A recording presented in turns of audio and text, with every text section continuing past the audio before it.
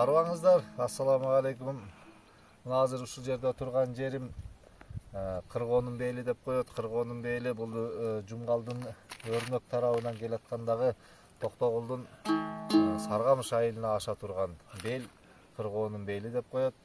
Мына ушул жерлерде биздин атабыз бала кезинде жетимчилик жашоодо бир топ кыйчылыктарды өткөрүп ушул жерде таман издери калган. Мыногу өзүңүздөр көрүп турган мына кокту азыр мына жаңы жол салынып кийин сол учурунда салынган экен машина жол. Ал жол болгонго чейин мыногу ылдый жактан төмөн жактан ушул кокту менен тайкебиздин чоң тайкебиз ушул тарыктарга эгин айдаган экен, тааруу буудайлардан айдаган экен. Ошол тааруу буудайды Өрнөк жактан дагы баягы ташыш экен ат менен жөө жетелешип. Анан ошол тааруу буудай эгин тегинди арпа жүктөп алып ушул жерден жөө ушул өрү менен Кыргоонун белине чыгып ашып чыгышып, анан Саргамышты көчтөй ашып чыгышчу экен.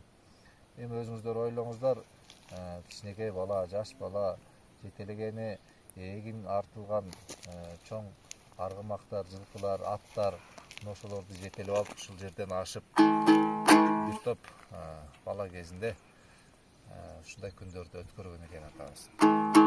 Эми азыркы жыргал күн кезде, жыргал заман кезде, токчулук, молчулук кезде биз ал кишинин уулдары, неберелери ушинтип комуз кармап,